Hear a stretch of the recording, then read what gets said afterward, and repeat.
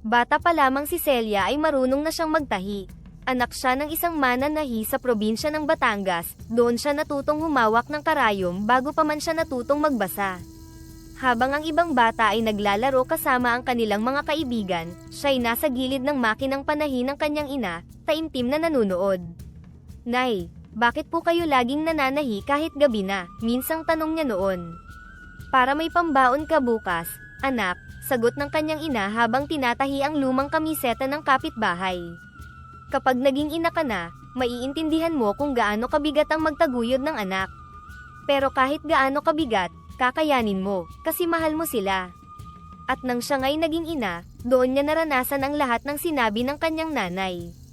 Si Celia ngayon ay 42 years old, isang balo, at tanging pananahi ang bumubuhay sa kanyang dalawang anak, si Paulo, na 16, at si Mika, na 15. Namatay ang kanyang asawa na si Ernesto 5 taon na ang nakalilipas dahil sa isang aksidente sa konstruksyon. Simula noon, siya na lamang ang bumabangon araw-araw para magsaing, maglaba, at maghanap buhay. "Ma, okay lang po ba kayo?" tanong ni Paulo habang kumakain ng kanin na may soy at kaunting mantika. "Oo naman anak," pinilit niyang ngumiti. "Masarap ang ulam natin ngayon, di ba? Soy at mantika, kulang na lang itlog, sosyal na." "Ma," singit ni Mika, "di ba po may utang pa tayong kalahati sa tuition? Nagsabi na po ang registrar kanina, baka daw madrop na kami." Napatingin si Celia sa dalawang anak. Mababait, marunong umintindi, hindi nagrereklamo, pero sa likod ng kanilang pagiging masunurin, alam niyang pinipilit lang din nilang hindi magpakita ng lungkot. Sa isip niya, hanggang kailan ko kaya ito kakayanin? Si Mika, kailangan na niya ng bagong sapatos. Si Paulo, walang project sa TLE kasi wala siyang dalang materyales. At ako na lang ang hindi pwedeng mangailangan. Nang gabing iyon, matapos ang pananahi at nang mahimbing nang natutulog na ang kanyang mga anak, lumabas si Celia.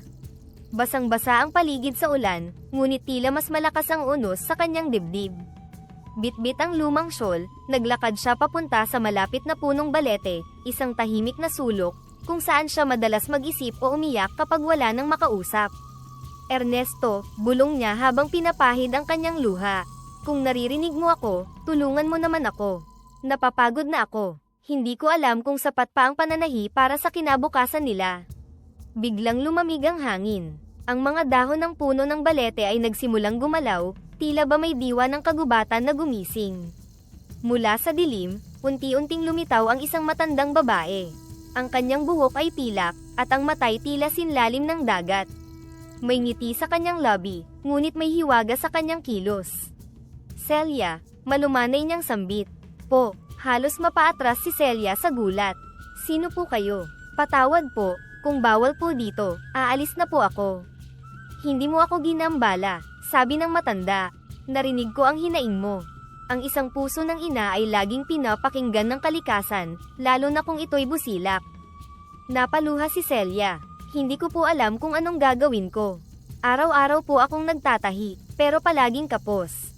Ayoko pong maputol ang pag-aaral ng mga anak ko. Lahat ginagawa ko, pero parang hindi sapat." Tahimik na iniabot ng matanda ang isang bayong, karaniwang bayong na gawa sa buri, at may bakat ng panahon sa gilid, ngunit tila mainit sa palad. "Ito'y sayo, ngunit hindi ito kayamanan, kundi ito'y pagsubok." Tiningnan siya ng matanda ng malalim. "Kapag ginamit mo ito para sa kabutihan, bibiyayaan ka nito. Ngunit kapag ang puso mo'y nalihis sa dalisay na mithiin, mawawala ang bisa nito." "Hindi ko po alam kung anong ibig ninyong sabihin," sabi ni Celia, ngunit biglang nagliwanag ang paligid sa pagkidlat. Paglingon niya, nawala na ang matanda. Ang bayong ay nasa kanyang mga kamay na, at ang hangin ay biglang tumahimik, parang siya lang ang naiwan sa mundo. Nanginginig, basang-basa, at nababalot ng hiwaga, umuwi si Aling Celia. Ngunit sa kanyang puso, may kakaibang tibok. Hindi pa niya alam kung anong laman ng bayong, pero alam niyang magbabago na ang lahat. Hindi dahil sa himala, kundi dahil sa muling nabuhay na pag-asa. Kinaumagahan, maagang nagising si Aling Celia. Basang-basa pa rin ang kanyang tsinelas mula sa pag-uwi kagabi, ngunit ang kanyang dibdib ay hindi na gaanong mabigat, parang may bahagyang liwanag na sumisilip sa dilim ng kanyang pag-aalala. Nakatayo sa harap ng lumang mesa ang bayong na parang karaniwang lalagyan lamang, pero sa ilalim ng araw na sumisinag sa bintana, tila kumikislap ang hibla ng buri nito. Tingnan ko nga, sabi niya habang marahang binubuksan ito. Napasinghap siya. Diyos ko, bulong ni Celia, habang dahan-daang inilalabas ang mga laman. May mga telang hindi niya pa nasisilayan kahit kailan, sutlang parang hamog, velvet na tila ulap, at berda na may mga hiblang tila sinag ng araw. May mga sinulid na ginto at pilak, mga gunting, mga pin, at mga karayom na tila gawa sa perlas at tanso. Hindi ito posible. Hindi ganito ang bayong kagabi. Kinusot niya ang kanyang mga mata, baka nananaginip pa rin siya. Pero naroon ang lahat, makintab, mabango, at bago. Nanginginig ang kanyang kamay habang kinakapa ang isang makinang maliit na tila portable, ngunit parang may sariling sigla. Bumukas ang pinto ng kwarto. Ma, anong meron dyan? Tanong ni Paulo, pupungas-pungas pa sa antok. Paulo, Mika, hali kayo rito. Tingnan nyo to. Lumapit ang magkapatid at napanganga sa gulat. Grabe to ma, sigaw ni Mika. Para kang nanalo sa malaking paraffle. Saan po galing yan? Tanong ni Paulo, bakas ang pagkabahala. Saglit na natahimik si Celia. Yung matandang babae kagabi, binigay niya ito. Hindi ko alam kung bakit. Pero baka kailangan ko itong gamitin ng tama. Tahimik silang tatlo. Sa kabila ng pagkamangha, dama nilang hindi basta ordinaryong bagay ang hawak ngayon ng kanilang ina. Habang nag-aalmusal ng tinapay, may pumasok na ideya kay Celia. Anak, wika niya, may mga kaklase ba kayong walang uniforme? O luma na ang suot? Meron po, sagot ni Paulo. Si Janjan nga, butas-butas na yung sa kanya. Si Alma din, sabi ni Mika, lagi na lang pinapagalitan ng teacher dahil pangbahay ang suot. Tumango si Celia, at muling tumingin sa bayong. Gamitin natin ito hindi para magbenta, kundi para tumulong. Nagulat ang dalawa. Ma, sure ka ba? Kapos nga rin po tayo. Oo, anak, pero kung may biyaya tayong natanggap, dapat nating ibahagi. Malay mo, mas marami pa ang balik sa atin. Hindi man pera, baka tiwala, pagmamahal, o pagkakaisa. Nang hapong iyon, sinimulan niyang tahiin ang unang uniforme. Napansin niyang habang nagtatahi, hindi nauubos ang tela. Kahit ilang ulit na siyang naggupit, tila kusang nadaragdagan. Parang ang bawat tusok ng karayom ay sinasamahan ng di makitang kamay ng kabutihan. Kinabukasan, 5 na ang nagawa niyang uniforme. Nang dalhin ni Paulo at Mika ang mga ito sa kanilang mga kaklase, hindi may pinta ang tuwa ng mga bata. Si Janjan ay halos maiyak, at si Alma ay mahigpit na yumakap kay Mika. Sabihin mo sa mama mo, ang bait niya, bulong ni Alma. Hindi ko na kailangang magtago sa likod ng classroom. Pagbalik ng mga anak sa bahay, tuwang-tuwa silang nagkwento. Ma, gusto kanilang yakapin lahat kanina. Sabi ni Janjan, parang superhero ka raw na mananahi. Tumawa si Celia, ngunit napaluha rin. Hindi dahil sa papuri, kundi dahil sa isang damdaming matagal niyang hindi naramdaman, ang pakiramdam na may halaga siya. Kinagabihan, muli niyang binuksan ang bayong. Mas dumami pa ang laman nito. May mga telang mas magaganda, at may mga pattern at disenyo na parang isinulat ng diwata. Ngumiti si Aling Celia. Kaya pala sinabi ng matanda, ang bayong ay tumutugon sa pusong tapat. Sa silong ng kanilang munting tahanan, nagsimulang mabuo ang unang sinulid ng himala, isang panahing inayos ng kabutihan, sinabayan ng sipag, at tinahi ng pusong may malasakit sa kapwa. Makalipas ang ilang linggo, tila isang agos ng biyaya ang pumasok sa buhay ni Aling Celia. Ang mga unipormeng ipinamigay niya ng libre ay naging mitya ng kabutihang bumalik sa kanya. Ang mga magulang ng mga estudyanteng tinulungan niya ay nagkwento sa iba. Mula sa 5, naging 10 ang nagpapatahi. Di naglaon, mga guro, barangay tanod, at pati ang grupo ng mga kababaihan sa simbahan ay nagpatahi na rin. Isang hapon, habang abala sa pananahi, dumating si Aling Rosing, presidente ng samahan ng kababaihan sa kanilang simbahan. Celia, nabalitaan namin ang bago mong mga gawa. Ang gaganda, parang gawa sa department store sa mall. Ay nako, Aling Rosing, simpleng tahi lang po yan. Pinagpala lang talaga, sagot ni Celia habang pinapahid ang kanyang pawis. Magkano ba ang patahi ng uniform? At kung pwede, baka pwede ka ring gumawa ng kasuotan para sa Santa Cruzan namin. 5 pares. I-refer ka rin namin sa iba. Nagulat si Celia. Noon lang siya nakatanggap ng ganoong malalaking order. Ay, kung po pwede po, bigyan niyo lang ako ng sapat na araw. Pangako po, gagawin ko po ito ng buong puso. Pag-alis ni Aling Rosing, halos maluha si Celia. Noon lang niya muling naramdaman ang kumpiyansa, na siya'y may halaga hindi lang bilang ina, kundi bilang isang manggagawa. Pag-uwi ni Paulo at Mika, sinalubong sila ni Celia na may kakaibang sigla. Mga anak, tingnan niyo to. Ipinakita niya ang unang bayad na pera mula sa order ni Aling Rosing. Ma, ang dami nito, sigaw ni Mika. Makakabili na tayo ng gamit namin sa eskwela. Pati po ba si Paulo makakabili na ng bagong sapatos? Tumango si Celia. Oo, pero ang una nating gagawin, ay bayaran natin ang tuition ninyo. Ayoko nang maputol ang pag-aaral nyo. Habang kumakain sila ng hapunan, tinolang may karne na ng manok sa wakas. Napuno ng kwento at tawa ang hapag. Makalipas ang ilang buwan, dumami na ang kanyang customer. Kailangan na niyang ayusin ang espasyo ng bahay. Gumawa siya ng isang sulok sa sala kung saan inilagay niya ang makinang regalo ng bayong. At nagpatayo siya ng sulok ni Celia, isang maliit na tindahan ng tela, sinulid, at pattern. Dumating si Paulo isang araw, dala ang isang ginupit na papel. Ma, pinagawa kami ng project sa TLE. Sabi ko, ikaw ang inspirasyon ko. Ako, gulat ni Celia.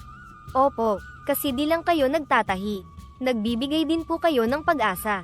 Hindi nyo lang kami binubuhay na magkapatid, kundi nagbibigay din po kayo ng pag-asa sa buong komunidad. Napatigil si Celia, hawak ang tela na may berdang rosas. Salamat, anak. Hindi ko to magagawa kung wala kayo. Kayong dalawang magkapatid ang mga inspirasyon ko. Sa bawat araw na lumilipas, lalong dumarami ang biyayang dumarating. Ngunit higit sa pera, ang tunay na yaman ni Celia ay ang pagbabalik ng tiwala sa kanyang sarili, at ang pag-usbong ng respeto sa kanyang ginagawa. Ngunit sa likod ng tagumpay, may mga matang lihim na nanonood, at isang pusong namumuo sa inggit. Noong mga panahong bago pa man yumao si Ernesto, si Matilda ang kaagapay ni Celia sa bawat hamon. Magkatabi sila ng pwesto sa palengke, sabay nagkakape, at minsan ay sabay pang nag-aalaga ng kanilang mga anak. Ngunit mula nang mawala ang asawa ni Celia, unti-unti nang lumamig ang kanilang samahan. Lalo pang nabura ang dating pagkakaibigan nang magsimulang sumikat si Celia. Isang tanghaling maalinsangan, habang abala si Celia sa pagtatahi ng damit pang Santa Cruzan, dumating si Matilda na may bitbit ng ngiting pilit. Oy, Celia, aba, ang dami mo ng customer ha. Napapansin ko, palaging may pila dito sa bahay mo. Ah, oo, Matilda. Dumami lang ng kaunti. Salamat sa Diyos, mahinahong tugon ni Celia, kahit naramdaman niyang may tinik sa tono ng pagbati. Ano bang sikreto mo? Ang dami mong kagamitan. Parang bigla ka na lang umasenso. Hindi ba't dati, sabay lang tayong namungutang ng sinulid? Napangiti si Celia, at bahagyang kinakabahan. Wala namang sikreto. Sipag lang, tsaka may ilang biyayang dumating. Sinusubukan ko lang suklian. Biyaya, o baka naman may orasyon ka dyan, sabay tawa, ngunit bakas ang paninira sa mata. Matilda, huwag ka naman ganyan, sagot ni Celia, pilit pinapakalma ang sarili. Alam mong hindi ako ganun. Hindi naman ako nagsasabi ng masama, tugon ni Matilda, sabay lingon sa labas. Pero alam mo naman dito sa atin, mabilis kumalat ang kwento. Lalo na kapag bigla kang umasenso ng parang, may mahika. Walang nasagot si Celia, pinili niyang ngumiti, kahit may kirot na sa kanyang dibdib. Nang umalis si Matilda, ramdam niyang hindi iyon pangkaraniwang dalaw, iyon ay pagtatanim ng duda. Makalipas ang ilang araw, napansin ni Paulo ang malamig na tingin ng ilang kaklase. Sa kantin, may narinig siyang usap-usapan. Yung nanay ni Paulo, may kulam daw. Kaya raw ang galing manahi, may orasyon. Kaya pala biglang umangat, hindi yun normal, no? Napatayo si Paulo, namumula sa galit. Hindi totoo yan. Hindi mangkukulam ang mama ko. Ngunit walang nakinig. Mas pinili ng kanyang mga kaklase na lumayo. Pag-uwi niya sa bahay, hindi niya mapigilang ilabas ang hinanakit. Simula niya, pinipigil ang kanyang luha. Ano bang nangyayari? Bakit sinasabing mangkukulam ka raw? Napatigil si Celia sa pananahi. Tiningnan niya ang anak, at dama niya ang bigat sa mga mata nito. Paolo, may mga tao talagang hindi natutuwa kapag may umaangat. Mas madali silang maghinala kaysa sumaya para sa kapwa. Pero ma, ako po ang napapahiya. Pati si Mika, iniiwasan na raw sa school. Naupo si Celia sa tabi ng anak at hinawakan ng kanyang kamay. Anak, ang totoo ang biyayang dumating sa atin. Pero hindi yan galing sa masama. Binigay yan dahil sa kabutihan, hindi sa kapangyarihan. Huwag tayong matakot, dahil wala tayong tinatago. Tanging totoo lang ang sandata natin. Tumango si Paolo, pero dama pa rin ang sakit. Hindi madaling tanggapin ang ginagawang paninirang puri sa ina niyang pinakarespetado niya. Kinagabihan, nagsalita si Celia sa harap ng bayong. Kung totoo kang biyaya, patatagin mo kami. Huwag mo kaming pabayaan. Hindi pera ang gusto ko, kundi dignidad at kinabukasan para sa mga anak ko. Tahimik ang bayong, ngunit tila sumilay ang liwanag mula sa loob nito, hindi sa anyo ng ginto, kundi liwanag na nagbibigay tapang. Sa katahimikan ng gabi, alam ni Celia na ang susunod na pagsubok ay hindi kakulangan sa tela, kundi pagkubkob sa kanya ng inggit, tsismis, at mapanirang dila. Kahit na may kumakalat na tsismis mula kay Matilda, na gumagamit umano si Aling Celia ng itim na orasyon, dumami pa rin ang kanyang mga customer. Hindi dahil alam nila ang tungkol sa mahiwagang bayong. Para sa mas nakararami, si Celia ay isang ulirang mananahi na ginantimpalaan ng tadhana, dahil sa sipag at kabutihan. Araw-araw ay may dumarating na order, mga nanay na gustong ipatahi ang uniforme ng anak, mga guro na kailangan ng bagong blouse, at pati na rin ang mga taga-karatig barangay. Ang kanyang munting tindahan ay naging abala, at ang kanyang pangalan ay kumalat sa iba't ibang sulok ng bayan. Isang araw, isang supervisor mula sa kilalang department store ang dumating. Aling Celia, bungad ng babae, narinig ko ang tungkol sa iyo mula sa principal ng isang pampublikong paaralan. Gusto naming ipasample ang designs mo. Interesado kaming gawing supplier ka para sa schoolwear section. Nanlaki ang mata ni Celia. Ako po, sigurado po kayo. Ikaw ang pinaka-inirerekomenda sa listahan namin. Subok ka raw, maganda ang mga tahi mo, mabilis ang iyong trabaho, at hindi ka namimili ng customer. Tumango si Celia, ngunit sa puso niya, may ibang tunog ang mga salitang iyon. Hindi na ako basta-basta, ako na ang hinahanap. Mula sa isang sample order, naging lingguhang kontrata na ito.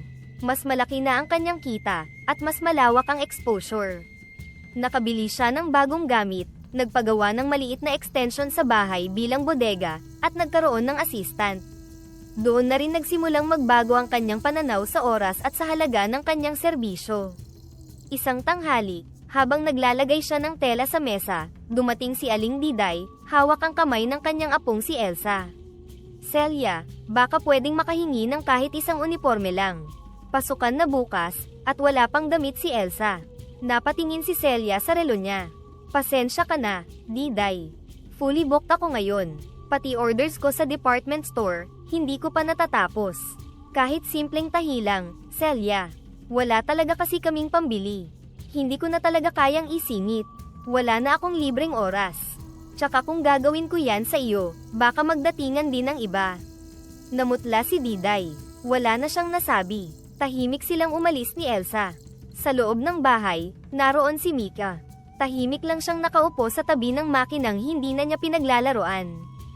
Kinagabihan, habang kumakain, tinangka ni Mika magsalita.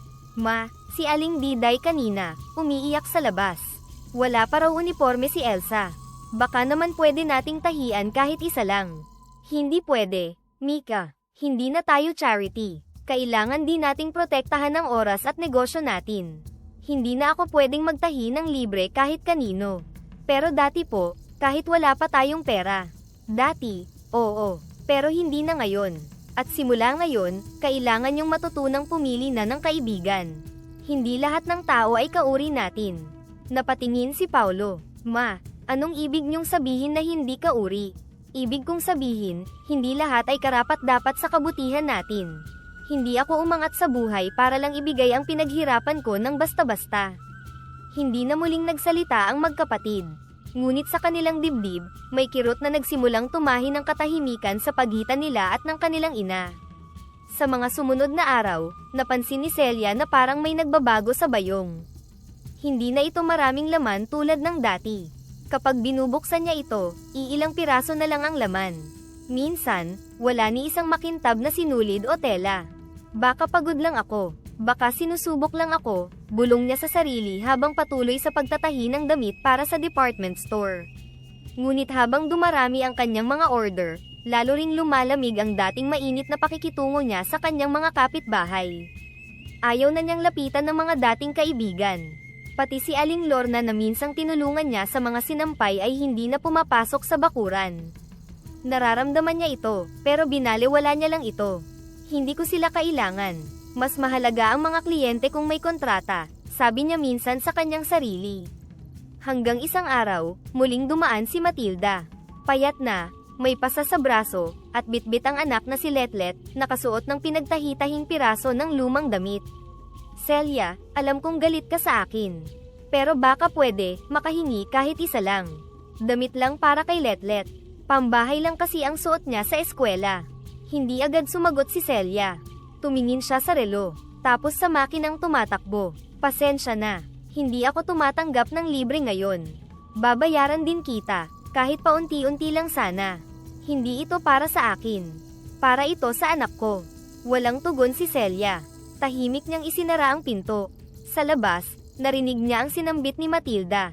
Ang biyaya, kapag hindi na ibinabahagi, nawawala rin. Kinagabihan, binuksan niya ang bayong. Walang laman. Hindi siya nagulat, ngunit sa unang pagkakataon, hindi tela ang kanyang hinanap, kundi ang sarili niya. Ang dating siya. Ako pa ba to? Tanong niya sa kanyang sarili.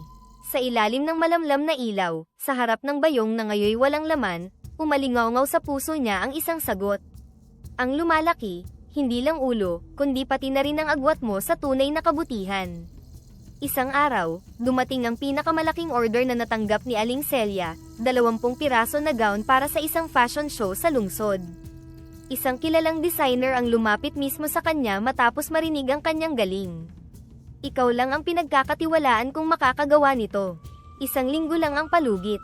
Ito ang bayad ng kalahati ngayon, at kalahati naman sa delivery, sabi ng lalaki habang iniabot ang envelope.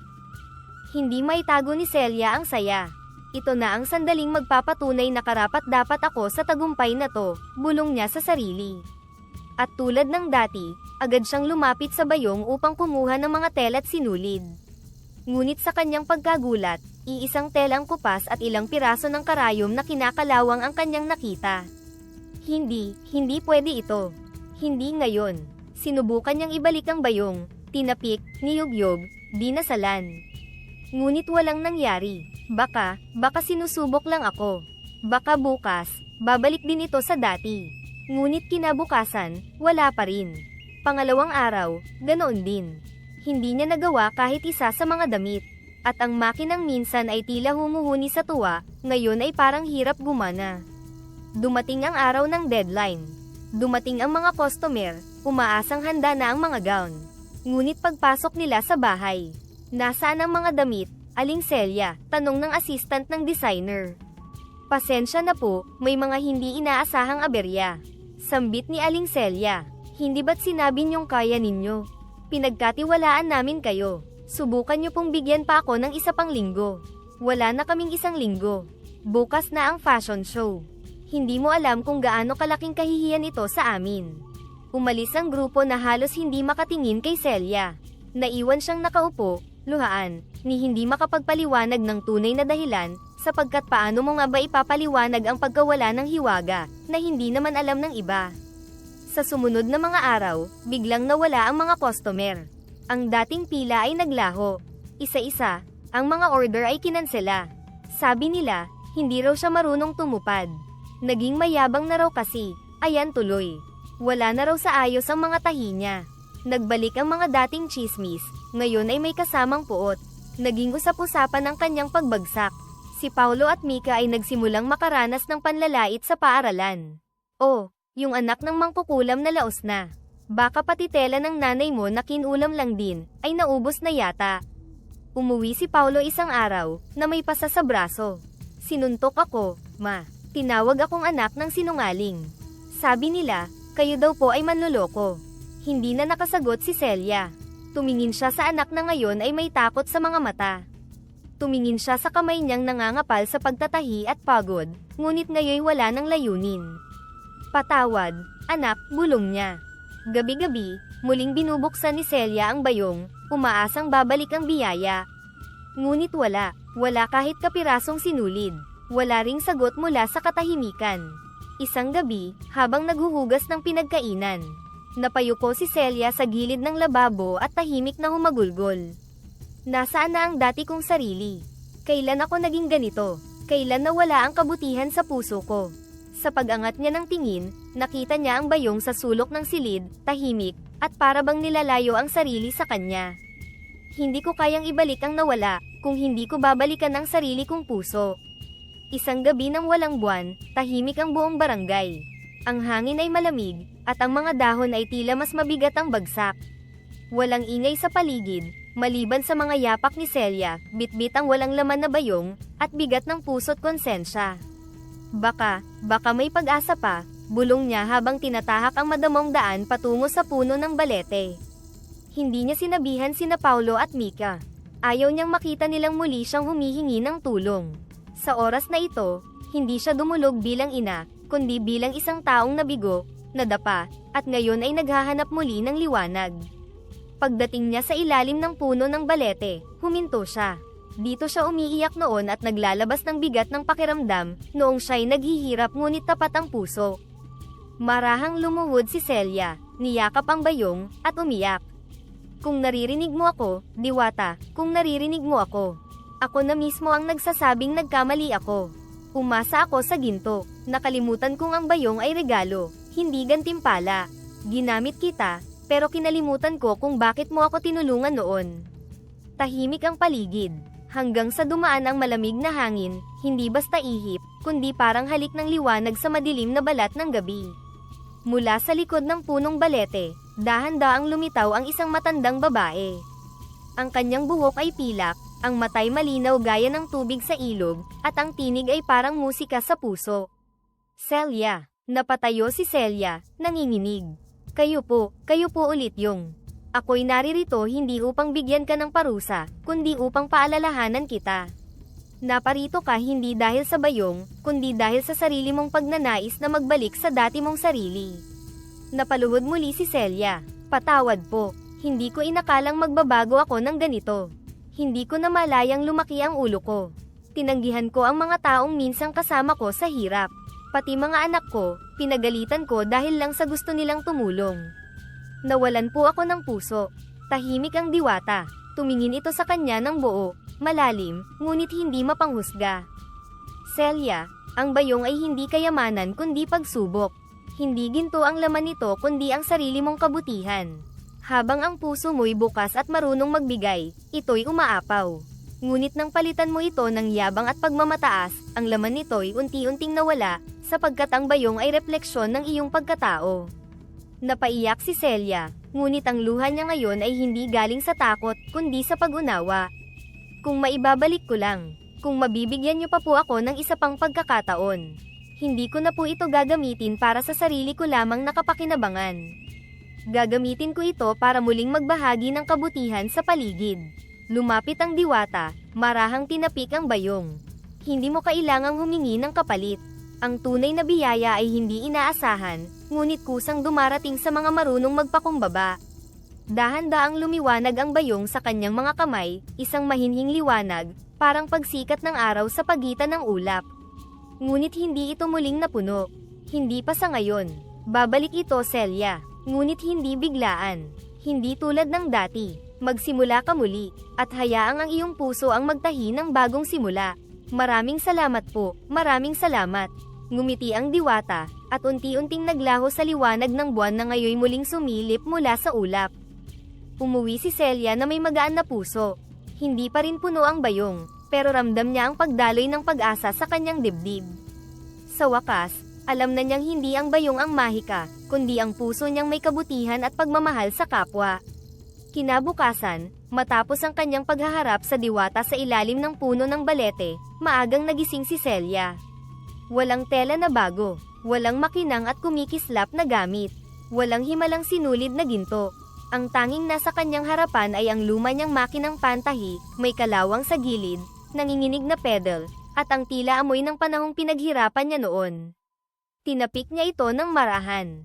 Balik na tayo, bulong niya, sa dati nating paraan. Binuksan niya ang isang kahon sa ilalim ng mesa, naroon ang mga lumang telang bigay ng simbahan, mga retaso na iniwan ng dating proyekto ng barangay, at ilang lumang sinulid. Hindi ito kahanga-hanga, ngunit ito'y sapat na. Pagkalipas ng ilang araw, lumapit siya sa paaralan kung saan nag-aaral sina Paulo at Mika. Nagsadya siya sa principal, Ma'am Letty, ako po sana'y magboboluntaryo. Kung may mga estudyante kayong mga iskolar na walang uniforme, gusto ko pong magtahi para sa kanila ng libre. Nagulat si Ma'am Letty. Celia, totoo ba yan? Akala ko'y, hindi ka na tumatanggap ng libre ngayon. Tumango si Celia, nakangiti ngunit mapagpakumbaba. Nagbago na po ang isip ko. Mas masarap pala sa dibdib ang magtahi ng libre para sa nangangailangan, kaysa sa nababayaran. At mula noon, nagsimula siyang muli, isang uniforme kada araw, tahimik, walang pagyayabang, at walang hinihintay na kapalit. Ngunit ang bawat tahi ay may halong panalangin, na sana, mabuo niyang muli hindi lang ang tiwala ng iba, kundi ang sarili niyang puso. Isang hapon, dumating si Mika sa likod ng bahay kung saan nagtatahi ang kanyang ina. Ma, ang ganda po ng ginawa niyong jumper para kay Ella. Sabi niya, parang bagong bili raw sa mall. Napangiti si Celia. Hindi kailangang mamahalin ang mga gamit para matahi ang isang damit ng maayos. Basta ito'y galing sa puso. Tahimik na naupo si Mika sa tabi niya. Ma, pwede ba akong matutong magdisenyo ng mga damit? Nagulat si Celia. Talaga? Akala ko'y gusto mong maging guro. Gusto ko pa rin po. Pero gusto ko ring gumawa ng mga damit para sa mga batang nahihiyang pumasok dahil sa luma nilang suot. Nanlamig ang palad ni Celia. Hindi dahil sa takot, kundi sa kilig ng pagkilala. Narito ang kanyang anak, nagsisimula ring magtahi ng kabutihan. Halika, ani Celia, sabay abot ng lapis at papel. Simulan natin sa pagguhit. Gamitin mo ang imahinasyon mo, damit na simple, pero nakakapagbigay ng kumpiyansa sa sarili. Maghapon silang nag-ensayo sa pagtahi, paggunting, pagsukat, at pagborda. Si Paulo naman ay tumulong sa pagsukat ng tela at paghahanda ng pattern. Sa bawat galaw nila, tila bumabalik ang init ng dati nilang tahanan, masaya, simple, at may saysay. Makalipas ang ilang linggo, napansin ng mga tao ang pagbabago ni Aling Celia. Ang dating tindahan na Celia's Couture ay wala na. Ngunit ang kanilang bahay ay bukas muli sa mga taong nangangailangan. Isang hapon, bumisita si Aling Diday, may dalang nilagang mais. Celia, salamat sa uniforme ni Elsa. Hindi ko alam kung paano kita masusuklian. Walang anuman, Diday. Dumaan din ako sa panahong ako'y binigyan ng malasakit ng iba. Nagkatinginan silang dalawa, at sa isang yakap, tila natastas ang mga lamat ng nakaraan. Wala pa ring sinulid na ginto sa bayong. Ngunit sa puso ni Celia, may liwanag ng muling umaalab. Hindi na siya naghihintay ng mahika. Siya na mismo ang nagtatahi nito, 1, 2, 3 tahi ng pag-asa, araw-araw. At sa paningin ni Mika, si Celia ay hindi lang isang ina, kundi isang ilaw na nagtuturo ng kabutihan. Mainit ang hapon nang lumapit si Aling Minda kay Celia. Bitbit nito ang isang sako ng lumang damit at ang 5 anak na payat at mahiyain. Celia, mahinang wika ni Aling Minda, hindi ko alam kung pwede pa to. Pero baka pwedeng maayos ang mga lumang damit na to, para lang may maisuot ang mga anak ko sa pasukan.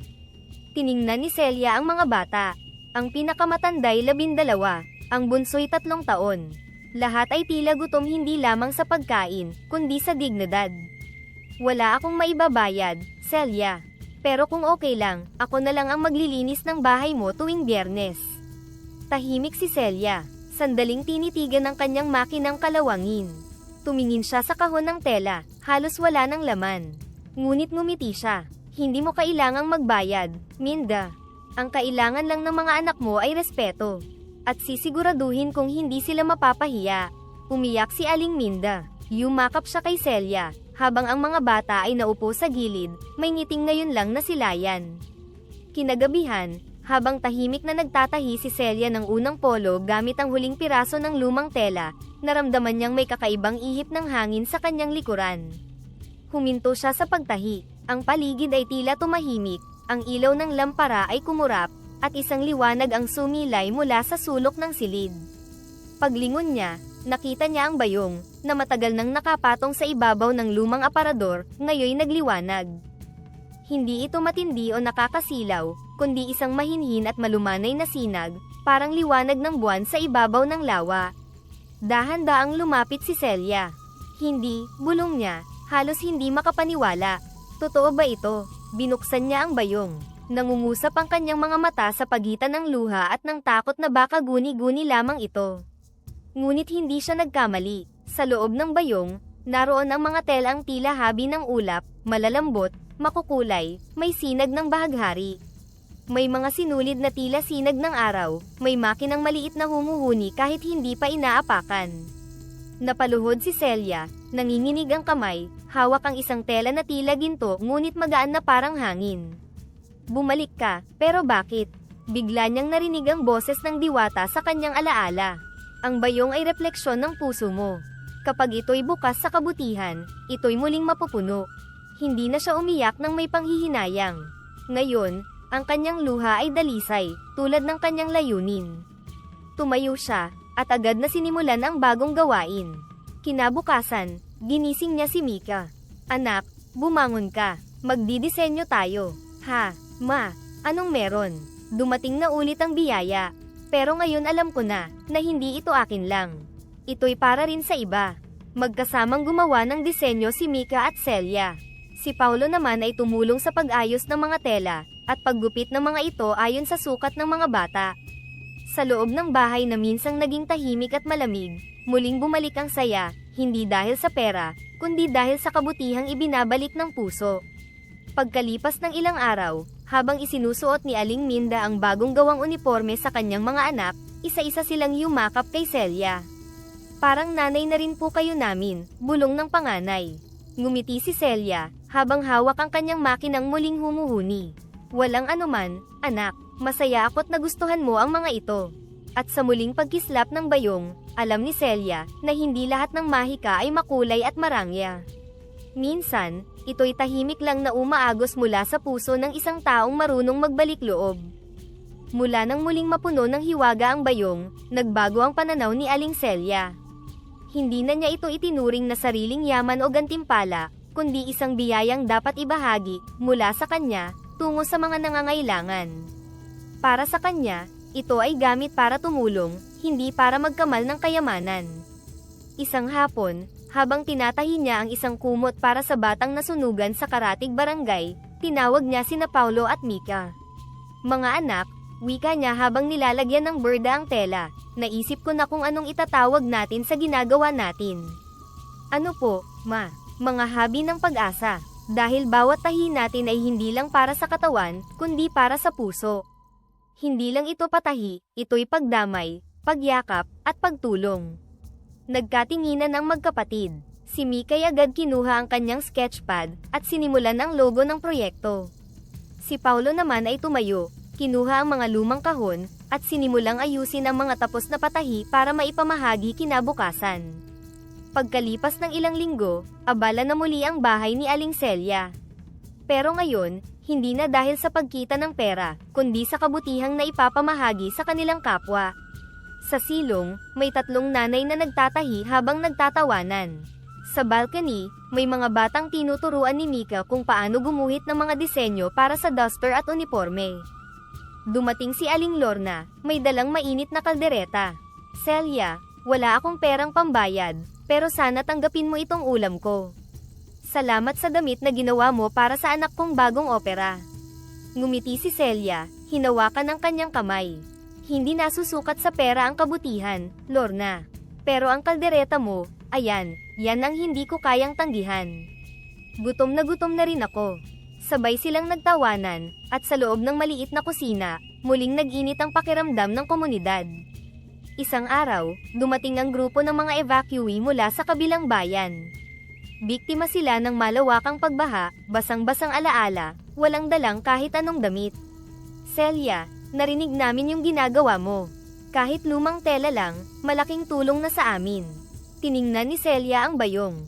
Hindi niya ito kailanman binubuksan sa harap ng iba, ngunit ramdam niya sa kanyang puso na nariyan na naman ang himala. Mas marami, mas makukulay, mas mahahaba. Sige po, anya. Mag-uumpisa na po ako agad sa pagtatahi. Gagawa po ako ng mga damit at kumot para sa inyo. Muling naging pugad ng pagtutulungan ang kanilang bahay. Isang gabi, habang nagpupulupot ng sinulid, tinanong siya ni Mika. Ma, hindi po ba kayo napapagod? Gabi na, pero nagtatahi pa rin kayo. Napangiti si Celia habang inaayos ang laylayan ng tela. Pagod, oo, pero hindi lahat ng pagod ay masama. May pagod na parang bigat sa likod, at meron ding pagod na parang dasal. Ito yung klaseng pagod na parang yakap mula sa Diyos. Tahimik na ngumiti si Mika. Balang araw, ma, gusto ko ring maging tulad mo. Hindi lang mahusay manahi, kundi may pusong kayang magtahi ng pag-asa. Napahinto si Celia. Tumulo ang kanyang luha, ngunit may ngiti sa kanyang labi. Mas hihigit ka pa sa akin, anak. Dahil ang puso mo, nagsimula sa malasakit. At ang pusong ganun, hindi kailanman nauubusan ng sinulid ng kabutihan. Isang gabi, dumating si Matilda. Payat, may pasa sa braso, at dala ang bigat ng kanyang nakaraan. Celia, mahinang tawag niya. Hindi ako narito para humingi ng damit, kundi ng tawad. Nainggit ako noon. Pinagtabuyan ko ang sarili ko sa tsismis at galit. Nawala ang mga customer ko, nawala ang tiwala ng tao, at pati sarili ko, hindi ko na makilala. Tahimik si Celia. Tumayo siya mula sa makinang humuhuni, lumapit kay Matilda, at niyakap ito. Alam mo bang ako rin ay maraming gabing umiyak sa kahihiyan sa sarili kong pagkakasilaw. Pareho tayong nalihis, Matilda. Pero kung ako ay binigyan ng panibagong pagkakataon, ikaw rin ay karapat-dapat. Ipinakilala niya si Matilda sa mga kababaihang tinuturuan niya. Wala ni isang tumutol, wala ni isang tumingin ng masama. Sa kanilang mga mata, isa si Matilda sa kanila, nagnanais magsimula muli. At sa bawat tahi ng kanilang grupo, naroon ang himig ng bagong pag-asa, para sa kanila, para sa mga anak nila, at para sa bawat tao na minsang nawalan, ngunit muling binigyang lakas. Hindi na tinanong ng komunidad kung saan nanggagaling ang mga tela ni Celia.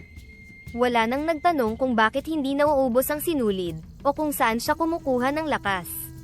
Para sa kanila, sapat nang makita ang resulta, mga batang muling nakauniporme, mga ina na may hanap buhay, at isang tahanan na bukas sa lahat. Ang bayong, isa na itong sagisag ng pagbabagong hitik sa malasakit, hindi yaman ang laman, kundi pag-ibig na walang hinihinging kapalit.